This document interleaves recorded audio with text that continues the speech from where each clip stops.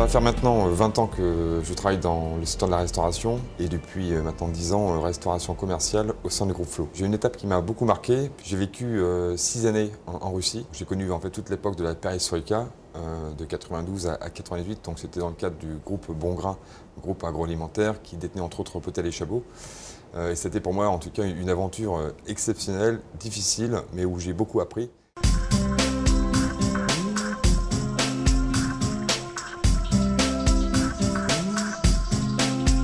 Alors avant tout, ce sont les hommes qui composent le groupe Flo. À l'époque, le groupe Flo était présidé par Jean-Paul Buchier, qui était un homme assez charismatique. C'est aussi la qualité des marques, comme Hippopotamus, avec un périmètre de brasserie institutionnelle très connu, comme la Coupole, Bofinger, le Bœuf sur le Toit. J'ai décelé au sein du groupe Flo un vrai potentiel de croissance sur du moyen et long terme.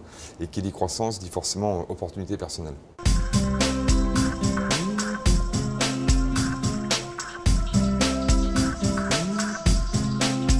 Je suis rentré moi au sein du groupe Flo, c'était en 99, en charge de toute la direction internationale du groupe, puisque à l'époque le groupe avait des ambitions assez importantes en ayant déjà une présence active sur le Japon, sur la Chine, avec un développement des brasseries Flo en joint venture avec des partenaires chinois, et ensuite un développement assez important en master franchise sur les enseignes comme Hippopotamus, mais aussi brasserie Flo sur le Moyen-Orient, sur l'Europe de l'Est et sur l'Afrique. Ensuite, on m'a confié la direction générale d'Hippopotamus, donc là on est en 2003, où j'ai connu une très belle aventure et une très belle croissance, puisque cette enseigne a doublé de taille en l'espace de 5 années. Ensuite, on m'a confié la chaîne Table à Pizza suite à une acquisition qui a été faite depuis 3 ans.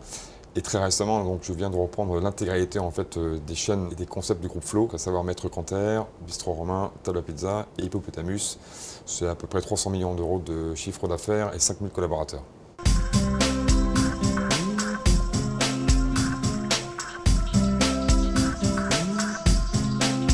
Un des faits marquants de cette crise, c'est qu'elle a été extrêmement brutale. Je pense que les entreprises ont su réagir bien plus rapidement que ce qu'on avait pu connaître dans le passé. Donc cette crise, elle est très profonde, elle est difficile. Je suis un optimiste de nature, donc je considère que dans ces moments-là, il y a forcément des opportunités. Après, à chacun, je dirais, de savoir y réfléchir et savoir les saisir. Ce qui est compliqué, c'est qu'on ne connaît pas sa durée. Moi, personnellement, je pense que le point bas n'est toujours pas atteint.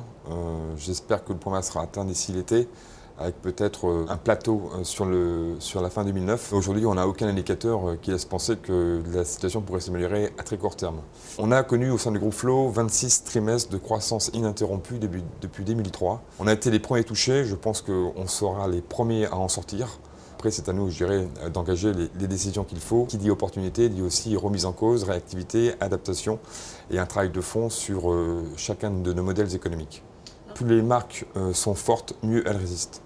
Donc certains acteurs, je dirais, qui ont ouvert une petite chaîne de restauration ou qui sont, je dirais, sur des phases de développement et qui n'ont pas encore atteint en tout cas une certaine maturité, risquent de disparaître.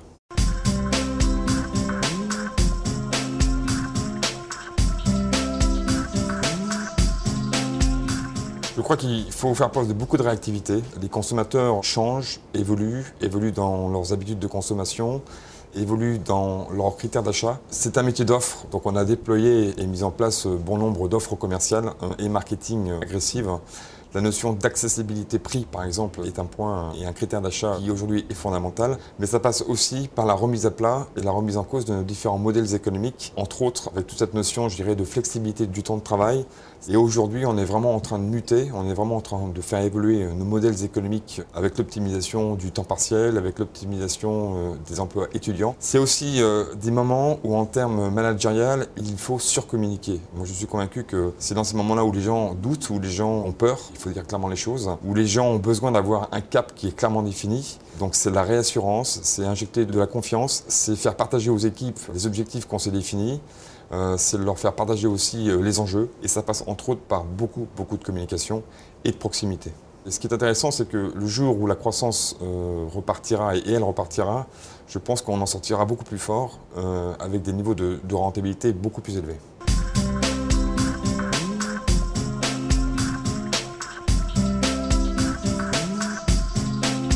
Alors quand on parle de mutualisation aux ressources humaines, il est clair qu'aujourd'hui, c'est 4 marques que j'anime au sein d'un grand département qu'on appelle le département restauration à thème du groupe, avec plus de 200 restaurants et 5000 collaborateurs. La notion de carrière, d'évolution professionnelle, d'opportunité est un outil de motivation important.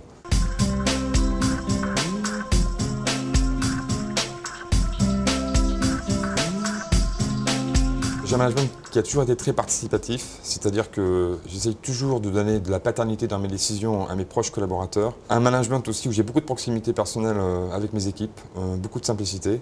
Je délègue énormément. C'est évident que je dois m'entourer de gens qui ont les compétences. Je pense que je suis assez direct. J'aime bien dire la vérité aux gens et je crois que c'est une erreur quand on n'est pas, en tout cas, très transparent en termes de décision ou en termes d'enjeux par rapport à ses proches collaborateurs, mais aussi l'ensemble des collaborateurs. Je suis connu pour décider vite. À mon niveau de poste, c'est fondamental puisque si jamais j'hésite ou si j'arrive pas à prendre de décision, en fait, je bloque tout le processus. Je suis sur un secteur d'activité où finalement, avec beaucoup de bon sens, beaucoup de réalisme, mais aussi beaucoup d'intuition, on peut décider rapidement.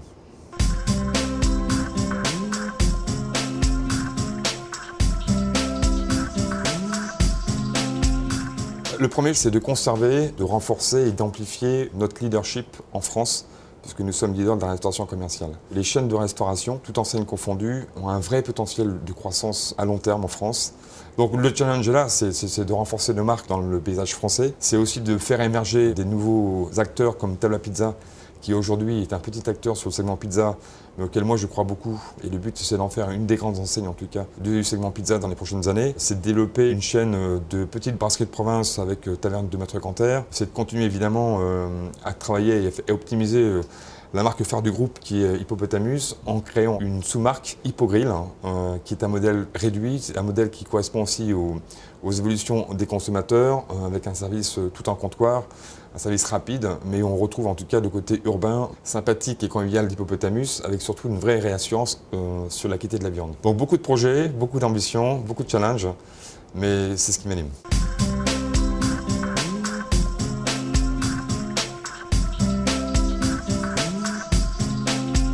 La force d'Hippopotamus, c'est qu'on s'adresse à une clientèle qui est extrêmement hétéroclite, qui va, en faisant simple, de 7 à 77 ans, où l'offre en fait elle est conçue pour répondre à différents moments de consommation, différentes typologies de consommateurs. On y va en famille, on y va quand on fait du shopping, on y va après le cinéma. Ça se veut bonne humeur et viande grillée. En termes d'offres, on a des formules qui sont extrêmement compétitives. On a une réassurance sur la viande de bœuf qui est, je pense, aujourd'hui acquise, avec en plus depuis quelques années l'introduction de tout ce qui est race à viande française.